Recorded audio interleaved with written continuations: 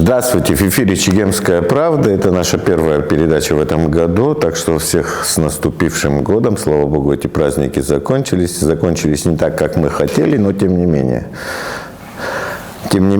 И сегодня 15 число, это вот на момент, когда идет запись, началась официальная агитационная кампания по выборам президента. То есть мы вышли на самую главную фазу нашей политической жизни на нынешнем этапе.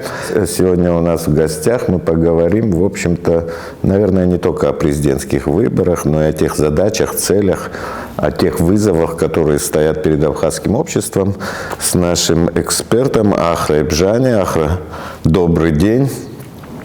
Ну вот, начну, наверное, с такого, в общем-то, у нас это наши не первые выборы, и ты и многие другие люди, известные общественники, они так или иначе вот во всех наших президентских выборах так или иначе обозначали свою позицию, да, то есть они поддерживали того или иного кандидата, но вот сейчас что-то новое у нас произошло. Сейчас, в общем-то, по крайней мере, ты и еще группа людей, они официально заявили, что наш кандидат – это реформа. То есть вы не участвуете в реальности в какой-то выборной кампании, то есть не поддерживаете того или иного политического кандидата, вы сугубо занимаетесь выработкой реформ, то есть как продвижению реформ, да, и вот чем вот такая ситуация обозначена? Наверное, может быть, стоило делать ставку на какого-то определенного кандидата, который скажет, вот мы проведем обязательно реформы и так далее. Почему вы вдруг решили просто сказать, мы никого не поддерживаем, вот мы занимаемся реформами? Хотя есть понимание, что в зависимости от того, какой кандидат придет и понадобится ему эти реформы или нет, то есть это тоже бабушка надвое сказала. Спасибо за приглашение. Всех с наступившим Новым годом. Ты сказал вдруг, но мне кажется, эта ситуация не вдруг возникла. Вот если описать, по моему мнению, нашу сегодняшнюю политическую ситуацию, я бы такую аналогию провел бы. Мы напоминаем людей, которые садятся в лодку с пробитыми бортами в надежде, что новые гребцы придут и смогут его куда-то вывести. По-моему, это очень недальновидно. Наверное, было бы правильнее, если бы мы все вместе сперва привели в порядок наше судно, может быть, внесли какие-то изменения в его конструкцию, а потом уже думали о том, как нанять экипаж или команду, которая могла ее куда-то везти. Тем более, как мне кажется, вот такой запрос на вот такой ремонт в обществе, он очень актуален. Если возвращаться от таких морских аналогий, аллегорий в сторону реальной политики, я просто в подтверждение своих слов хочу привести факты. То есть некоторое время назад, сразу после осенних событий, сразу несколько общественных объединений, просто отдельных личностей, выступили с такой инициативой о необходимости проведения экстренных реформ. Были собраны подписи огромного количества людей. Там были и общественные деятели, и ветераны, и бизнесмены, и ученые, и действующие политики. Если суммировать то, что они тогда высказали в какой-то короткой фразе, я бы так сказал, что если не будет реформ, не будет развития, но застой точно будет. И никакие выборы нам тут не помогут. Если процитировать, у меня здесь эта бумажка, шпаргалка, я хотел бы зачитать просто, не отходить. Ради Бога, коль ты с ней пришел. Не часто я что-то читаю, но сейчас я хотел бы быть близким к тексту. Вот, что эти люди пишут. Там было несколько обращений. В одно из них, я не знаю, может, какой-то и ты подписывал, даже наверняка. Вот что они пишут. Система государственного управления с суперпрезидентской властью и парламентом, избранным по мажоритарному принципу, больше не отвечает общественным интересам. Тормозит развитие страны, является источником коррупции и внешнеполитических угроз. Лишь слепой не видит закономерностей в политических кризисах, потрясающих Абхазию последние десятилетия. Эту опасную тенденцию надо остановить, и сейчас для этого самый удобный момент. Изменения должны подвергнуться Конституция в части выборного законодательства и распределения полномочий ветвей власти, законодательство в местных органах власти, законодательство в общественном телевидении. Без осуществления вышеуказанных чрезвычайных мер и проведения президентских выборов в соответствии с уже обновленной Конституцией мы не сможем остановить цикличные внутриполитические кризисы и вывести Абхазию на путь поступательного и стабильного развития. Я тебя как бы... Здесь... Да, я тебя перебью, но тем не менее это вы заявили об этом сразу же после событий там, 15 ноября, когда штурмом был взят президентский дворец, а несколько дней спустя Аслан Джани ушел в отставку. Тогда, хотя вроде бы и выборы еще как бы назначали, но, в общем-то, этот тренд существовал. Но сейчас, как бы, вот эта выборная, и дата выборов определена, и избирательная кампания идет полным ходом. Сейчас этот процесс уже не остановить. Как вот ваша как бы группа, которая, в общем, занимается продвижением реформ, коррелируется вот с этими, сочетается вот с этой выборной кампанией, которая пройдет. То есть то, что 15 февраля мы будем избирать президента, это уже такая неизбежность, которая произойдет. Вот дальше как все это будет коррелироваться? Во-первых, я не принимаю этот императив. Я не хочу играть по правилам, которые мне были навязаны. Тем более, что я считаю, что эти правила не отвечают моим интересам, ну, моим как гражданина, имею в виду. Я тебе хочу сказать, что логика политического процесса последнего времени, которая выразилась вот в ноябрьских событиях, на мой взгляд, она была нарушена. Почему? Вот 15 ноября, во время революции, которая отменила планы по десуверенизации Абхазии, в ней же принимали участие не только определенные политические лидеры и их сторонники, а принимало участие все общество. Люди сошли со своих диванов, вышли на улицу, потому что они посчитали невозможным жить дальше в рамках вот этих устаревших общественных отношений. Фактически общество, они же пришли туда протестовать против системы, дающей вообще президенту какие-то исключительные полномочия, а не только конкретно против этого президента. Ведь так же это было. Так. Общество фактически нам говорит, пришло время для перемен. Мы не хотим жить в рамках старых политических отношений. В ответ мы им говорим, идите на выборы, а там дальше будет видно. Почему это мнение общества не было услышано? Но мне кажется, какого-то такого адекватного, вменяемого ответа на этот вопрос нет. И тем более его нет, что в этих выборах массово принимают участие явные или тайные сторонники государственной линии вот, бывшей коллективной власти. Я думаю, не надо быть провидцем, чтобы понять, что в случае прихода к власти одного из них и при сохранении существующей политической нашей системы весь этот апартаментный пакет вернется в повестку дня очень быстро. И сделать с этим мы уже ничего не сможем. Более того, даже в случае прихода к власти сегодняшних оппозиционеров ситуация не сильно улучшится. Почему? Чтобы сопротивляться вызовам и вообще двигать государство вперед, нужен инструментарий. С мажоритарной системой, с вот этим устаревшим, насквозь коррумпированным государственным аппаратом, с уже, к сожалению, полуколониальной внешнеполитической системой. Надеяться на это очень трудно. Проблемы наваливаются очень быстро, а старая система не даст вам ничего сделать. Поэтому новая команда, на мой взгляд, должна прийти к власти в условиях новой политической реальности. Это, с одной стороны, даст им возможность полностью раскрыть свой потенциал, но и, с другой стороны, оградит всех нас от своей воли и от возможных ошибок.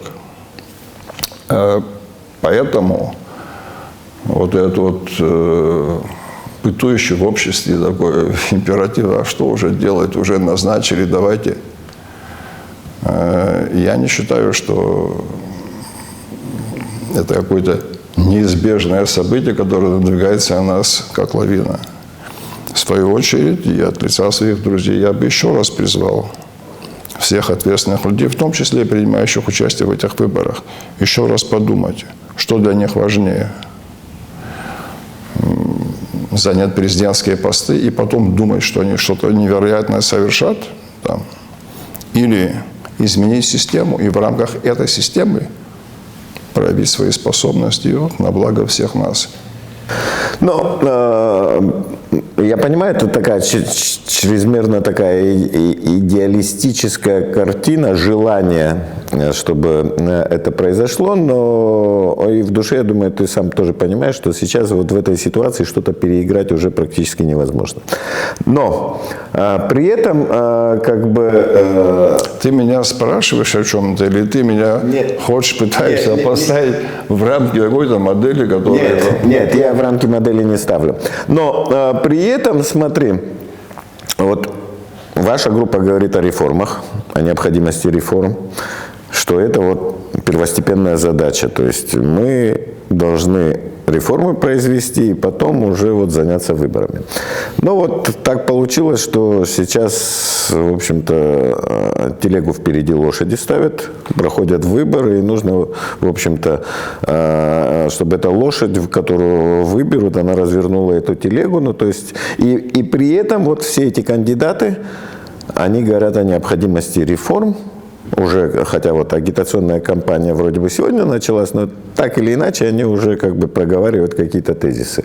И, по крайней мере, в виде какого-то заклинания, что вот проходного билета, что вот это нужны реформы, преобразования и так далее и тому подобное. Но понятно, что не только эти лидеры представляют определенные группы людей. И так сложилось в нашей, к сожалению, с годами политической жизни, что этот круг уже, в общем-то, это круг по интересам. Личным, частным, групповым и так далее. То есть ничего, как бы интересы государства всегда как-то по какому-то остаточному принципу. Да, сейчас я не разделяю власть, оппозицию, они периодически там что-то меняются друг друга. Но вот как бы группы интересов всегда есть. Да, и от первых лиц, кандидатов там, в президенты, они реальности, может быть, и хотят как бы каких-то преобразований и понимают, что это их первая личная ответственность, да, то есть но при этом как бы вот эти окружения, оно может как бы своими интересами просто не дать им это сделать.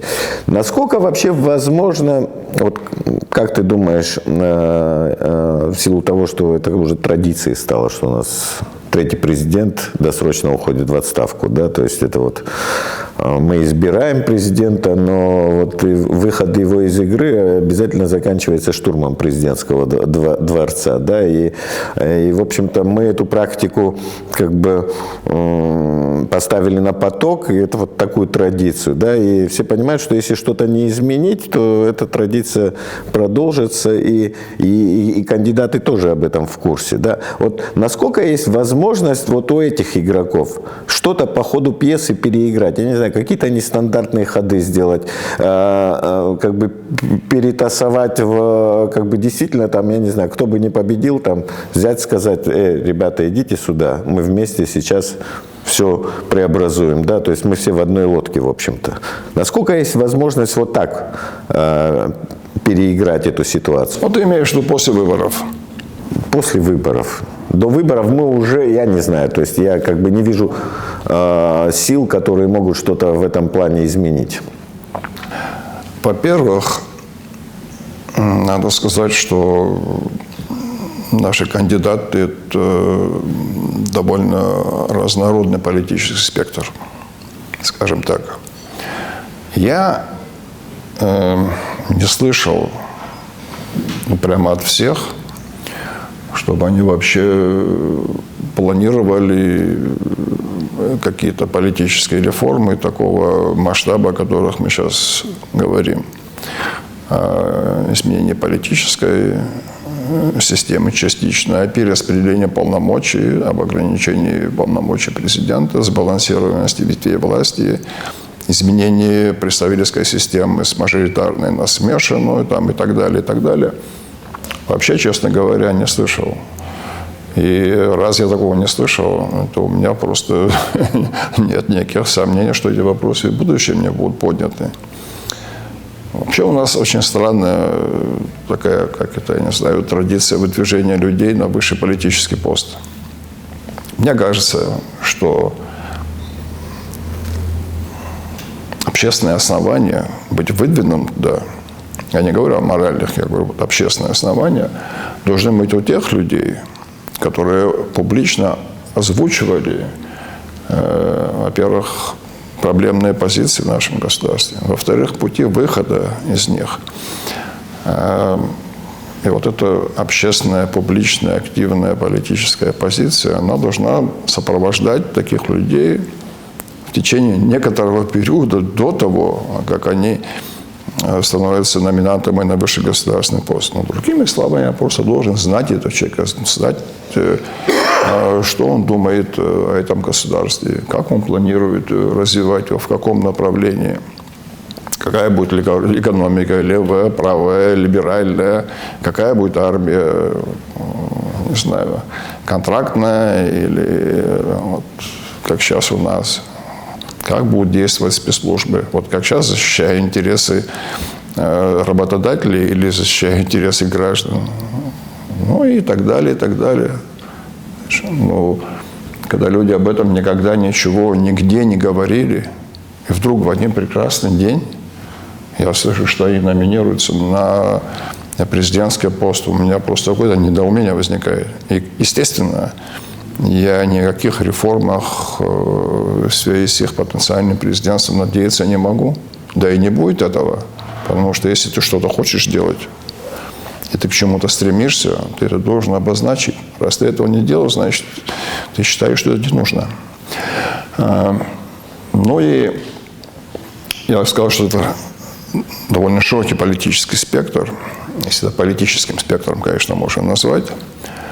Но, естественно, на президентский пост номинируются люди, которые занимались активной политикой, занимали активную общественную позицию. Но, тем не менее, я не услышал вот таких вот четких программ по реформированию политической системы Абхазии, и от них тоже. Возможно, они планируют этот поствыборный период, но еще раз хочу повторить, что наша политическая реальность сложилась таким образом, проблем настолько много, а вот эта вот закостенелость политического аппарата настолько она въелась вот, в организм нашего государства, что я очень боюсь, что те проблемы, которые навалятся на этих людей, даже если они там потенциально хотят провести реформы, не позволят одновременно решать текущие проблемы, заниматься реформированием политических институтов. Этому есть несколько предпосылок. И первое, это, как это, что раньше яйцо или курица, парламент. Мажоритарный парламент, собранный по принципу лояльности, в подавляющем большинстве случаев, никогда не будет проводить вашу повестку. Даже если в душе депутаты какие-то с этим будут согласны, будут работать корпоративные интересы. Такую повестку может провести только тот парламент, который собран по принципу политического представительства. То есть вот вы представляете партию, у вас есть какая-то программа, вы попадаете в парламент и, естественно, являетесь проводником этих идей. Вот такой парламент вашу повестку, пусть в отредактированном виде, может провести, а мажоритарный парламент ее никогда не проведет. Поэтому, как бы вы ни хотели что-то изменить, попадая внутрь этой системы, вы через нее вот эти инициативы не пробьете. Их можно осуществить в революционные периоды, то есть снизу, вот эта революция снизу, о которой многие говорят, это можно сделать, потому что сейчас такое время, когда на парламент нет давления ни со стороны исполнительной власти, ее просто в таком чистом виде нету. И с другой стороны, мне кажется, что депутаты хотят тут проявить эту новую инициативу, они нуждаются в этом, и это понятно, почему это. Сейчас это можно сделать, и это расчистит площадку для дальнейших реформ. Может быть, реформ второго, третьего уровня, экономических, военных, внешнеполитических и так далее. Потом, по вот вышеозначенным мной причинам, это сделать будет чрезвычайно трудно. А когда придет время для формирования нового парламента, вот через 2 года, да, вы начнете его формировать, и я просто это на практике уже помню, по тому же самому принципу лояльности. Вы захотите, чтобы у вас в парламенте были надежное большинство, чтобы это большинство не мешало осуществлять какие-то инициативы. Но это все по этому заколдованному кругу дальше пойдет. Отсутствие реформ будет порождать дальнейшие проблемы. Дальнейшие проблемы будут порождать недовольствие с первой позиции, потом граждан. Потом все это объединится в такой единый клубок, и вам предъявят ультиматум оставления своего поста. Но есть же и другой путь. Не обязательно, там, чтобы парламент именно рассматривал те же конституционные там, поправки Конституции и так далее, занимался бы перераспределением полномочий, конституционными полномочиями там, президента. И между президентом и парламентом есть же, в общем-то, самый более такой демократичный вариант референдума. Вариант референдума, но тем более есть, в общем-то, такой общественный посыл. Да? Все понимают, при том, что у каждого какие-то свои симпатии к тем или иным политическим игрокам, а у некоторых, если честно, вообще нет никаких симпатий. Да? То есть они понимают, что так жить уже просто невозможно, и что нужны преобразования. Но если вот все опять же упирается в парламент, который был изначально избран для другого функционала, скажем так, да? То есть не способен вот в такие моменты, в общем-то, слишком по-государственному. Я не соглашусь, все зависит от момента и от времени. Да, но если мы момент этот профукаем, условно говоря, и опять мы в свои традиционные рамки там, влияния, там, я не знаю, исполнительной власти на парламент, различных политических... Да. Если мы этот момент пропустим, да, как ты выражаешься, то парламент опять волей-неволей придет вот в обычную свою консистенцию, то есть появятся политические центры масс, и эти центры масс, естественно, начнут оказывать влияние на те или иные группы в парламенте, начнут образовываться вот так называемые вот эти вот фракции, группы по политическим интересам, и уже через них продавить что-то будет чрезвычайно трудно. Сейчас можно. Пока этого нет, можно. Что касается референдума, вот ты сказал, да, Дима, я сторонник этих прямых и демократических форм волеизъявления и так далее. Но я боюсь, что для этого тоже нужна какая-то политическая традиция. У нас этот референдум проводился один раз в 1998 году, если не ошибаюсь, по поводу независимости. Это в 99-м году. Одновременно с президентскими выборами он... И потом он один раз, была попытка провести в связи с доверием Хачинга. Да, и проводили. Да. Потому что там... Первый раз референдум носил формальный характер. Понятно было, что все граждане Абхазии за это надо было просто это юридически утвердить. Второй раз это была абсолютно неудачная попытка, потому что, ну, по большому счету, там не было ни предмета, ни идеологии, да и самой практики проведения референдума. В первом случае, о том референдуме, о котором ты говорил, который совпал с выборами, президентскими выборами 1999 года, там, в принципе, сама идея сформулирована была вокруг, как бы, опять же, суверенитета, независимости и так далее абхазского государства. И, в общем-то, это, в принципе, соответствовало мировоззрению всех политических сил тогда и сейчас, в общем-то, соответствует. Тот референдум, о котором ты говоришь, второй референдум, который там доверие-недоверие Краулю Хаджибе, это все-таки такое персонифицированное, где элемент внутриполитической борьбы не более. Поэтому, наверное, эта идея, она, в общем-то, не имела какого-то развития, и все они уже вообще о том референдуме забыли. Но сейчас сама идея реформ, она не связана с какими-то фигурами. То есть она может близка, то есть ты не показываешь, что вот мы реформы проводим там под господина Пупкина или господина Иванова, да, то есть мы говорим о будущем Абхазии, о том, что вот нынешняя модель политической системы, она уже буксует и периодически, не периодически, регулярно дает сбои. Как бы наша машина как бы просто ломается, и мы, в общем-то, начинаем опять ее тихо-тихо латать, что думаем, что ремонтировать, и, проезжаем там не больше километра, и опять происходит авария. И мы понимаем, что нужен капитальный ремонт, и с этим уже вроде бы все согласны. Другой вопрос, как бы, если бы мы говорили бы, что это под какую-то конкретную фигуру, вот тогда у нас бы возникла, придет мысль, ходить ли на такой референдум или нет. Но сейчас, когда общественные настроения складываются так, что да, так жить больше нельзя, нам нужно что-то поменять, и все понимают, что как бы это действительно важно.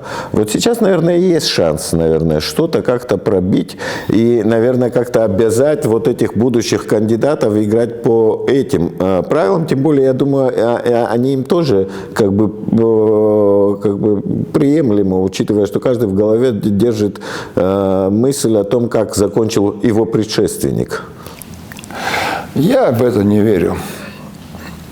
И мне кажется, что вопросы референдума в данном случае, не вообще, в данном случае, в связи с необходимыми реформами, и вот как в ответ на такой посыл общества, да, в ответ на запрос общества, попытка расширить через референдум, это уход от проблемы. Это когда вы что-то не хотите делать, вы перекладываете на что-то другое, на потом или на какие-то другие условия. Понимаешь? Если вы, как ответственные политики, представители своего общества, не хотите отложить свои планы для того, чтобы ответить на запрос общества, принять участие в проведении реформ, и на основании этих реформ потом строить новую политическую реальность в Абхазии, так вы этого вопроса вообще не хотите. Если вы не готовы пожертвовать временем, я не знаю, там, чем еще, и говорить, давайте отложим потом, значит, у меня подозрение, что нам это вообще не нужно. И что потом, когда станет вопрос о референдуме, вы скажете, да, вы знаете, сейчас не время, у нас какие-то проблемы внутреннего и внешнеполитического характера. Но причины всегда найдутся. Поэтому я вот в эту идею с перекладыванием груза с одной лошади на другую не верю. Если хотите сделать, если у вас есть такое желание, и вы понимаете, что это нужно, делайте, примите в этом участие, отложите эти выборы, пожертвуйте, я не знаю, избирательной кампанией или желанием осчастливить нас в президентских креслах, и примите участие в этой кампании. Это нужно. Вот цитаты, которые зачитал, по-моему, однозначно об этом говорят. Люди совершенно разных политических взглядов, не знаю, очень заслуженные люди, опытные и так далее, они об этом говорят. А вот эта вот идея да потом это что такое абхазский вопрос к решению проблем. Я в это не верю. Я вижу в этом просто желание уйти от проблемы, отмахнуться от нее, предложить на какой-то мифический референдум, которого все равно не будет. Я думаю, что и не только я это понимаю, но и подавляющее большинство людей, которые хотят видеть изменения в политическом ландшафте Абхазии, тоже это понимают. И я просто не хочу предрекать или там предсказывать что-то, но я боюсь, что вот такое отношение к их желанию реформировать политическую жизнь, оно возымеет обратную реакцию. Не хочу говорить какую, но предвижу какую. Ну, я вот как бы чуть попытаюсь попрогнозировать ситуацию. Мы так или иначе, выборы, я думаю, состоятся, так или иначе мы выберем президента, и так или иначе этот президент, в общем-то, столкнется с реальностью. И опять же, так или иначе, вот эти группы, которые поддержки, которые стояли за кандидатом, который победил, они в любом случае, да, при том, что каждый из них, наверное, и в душе думает, хорошо было бы реформы сделать, но потом, в общем-то, суровые будни, интересы и так далее, они будут превалировать, и так или иначе, и в общем-то, опять же, мы наступим на те же грабли, и дело закончится очередным, я извиняюсь, переворотом. Мы можем это называть революцией и так далее, но это будет переворот, потому что мы уже как бы 3 раза эту стадию прошли, да, то есть, да, как бы это ухо не резало, но это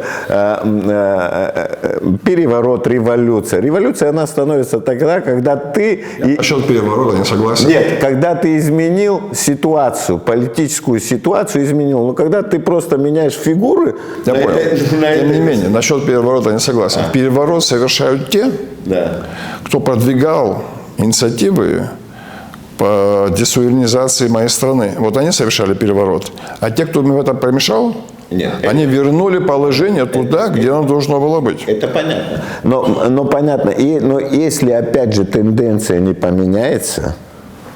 То есть ты в какой-то момент остановил, а потом в следующий раз, в общем-то, опять по той же самой системе происходит, опять как бы, да. Ну, то есть мы говорим о том, что в 2014-2020 году это был в реальности переворот, в общем, потому что ничего не поменялось.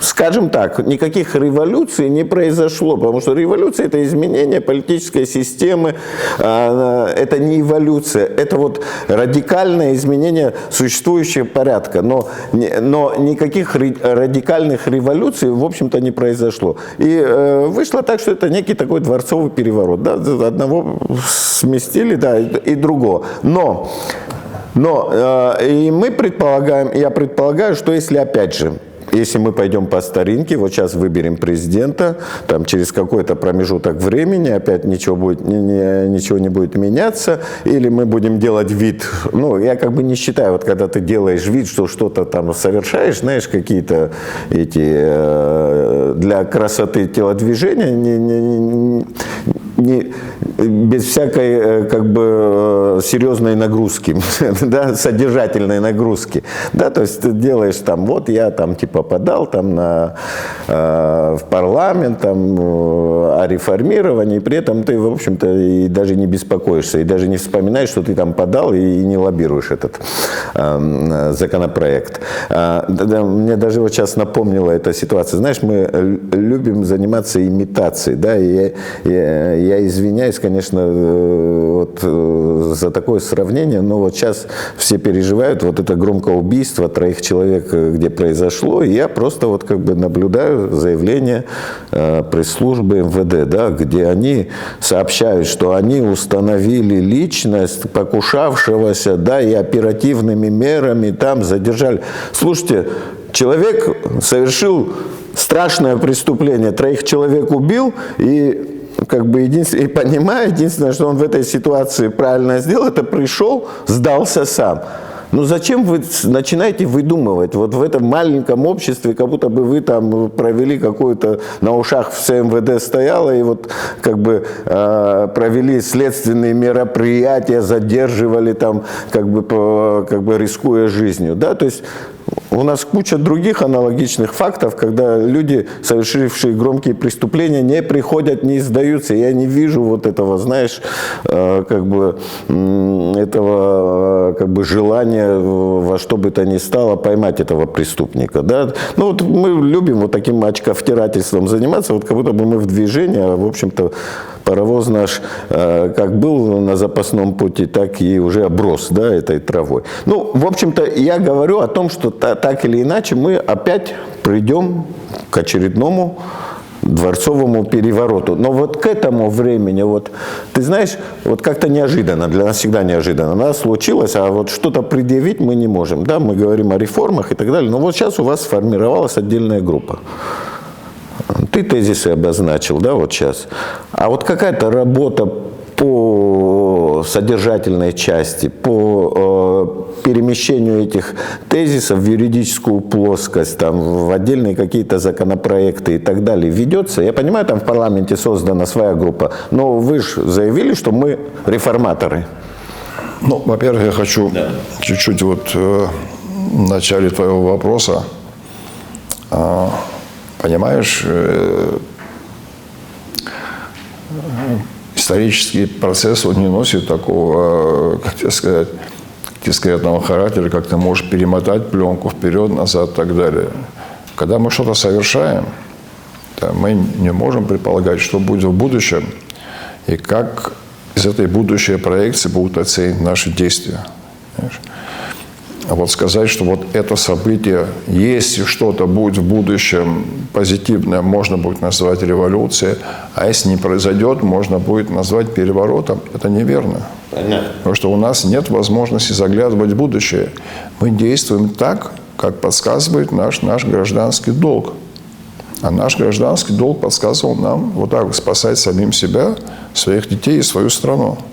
И вот молодежь, которая там стояла, и старики, и все этому подтверждение. Поэтому я этот тезис по поводу того, что если там что-то произойдет в будущем, мы будем менять формулировки, отвергаю. Это неправильный подход, понимаю, спекулятивный, он вообще носит такой какой-то кафе-шантанный какой-то оттенок. Это неправильно.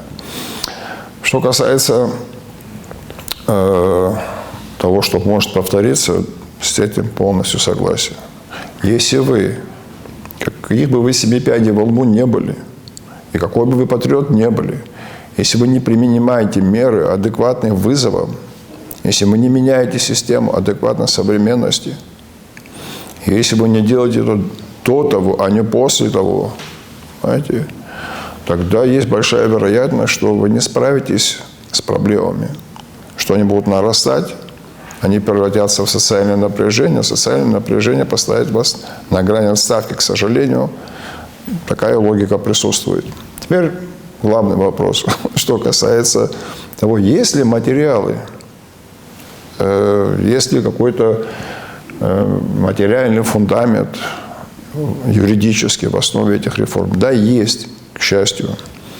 Работало несколько групп.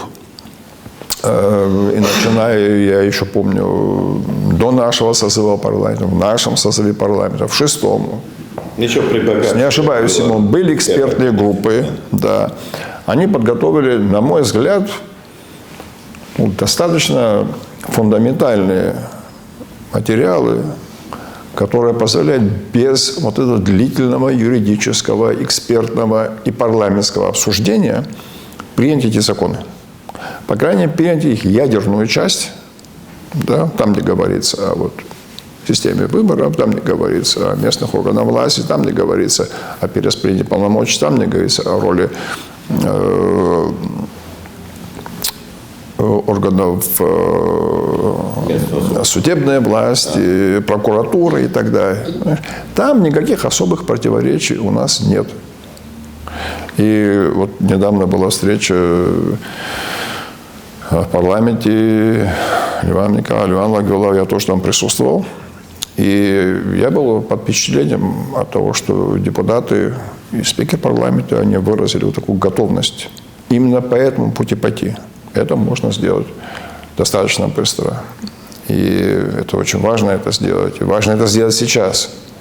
Я не могу вам сказать, можно ли это технически осуществить до 15 февраля, я не знаю. Но мне кажется, технически можно осуществить следующее.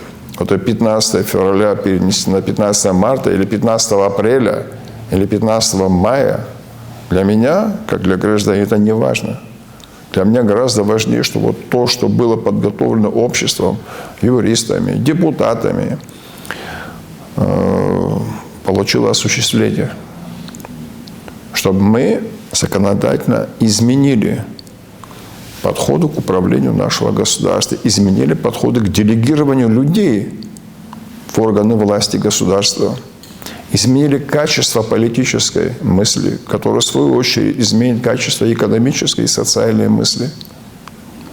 И только вслед за этим, на этот новый фундамент, как мы говорили, пригласить новую команду, чтобы наше судно, нашу лодку или нашу камару они вели дальше, чтобы она не утонула, не разбилась, чтобы мы по дороге не перегрызлись, так, не перессорились, у кого более сухое или более мокрое место, понимаете?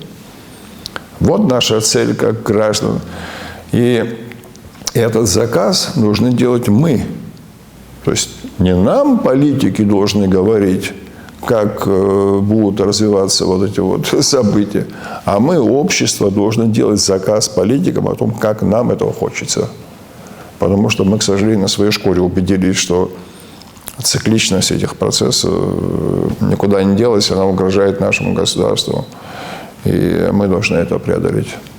На этой позитивной ноте, в общем-то, я буду завершать нашу передачу. Я напомню, что мы сегодня говорили, в общем-то, для чего мы, в общем-то, и проводим выборы, и живем, и для чего у нас проходит политическая жизнь, для того, чтобы, в общем-то, искать более совершенные формы бытия, более совершенные формы для безопасности страны, для более совершенные формы, защищающие нашу государственность, наш суверенитет. И я напомню, что сегодня по этому поводу мы беседовали с руководителем общественной организации «Ахеца» Ахрой Бжане. И я еще раз, в общем-то, это дежурно напоминаю, что нас можно смотреть на YouTube, на Рютюбе. Мы уже зарегистрировались и там уже вывешиваем свои эфиры. Нас можно иногда смотреть на телеканале Абаза. Нас можно... Какие-то мои комментарии в моем телеграм-канале Инал Хашик Чегемская правда. В общем-то, с Новым годом. Еще раз, праздники закончились, пошли будни. Я надеюсь, что эти будни будут плодотворными. До свидания, до следующих встреч.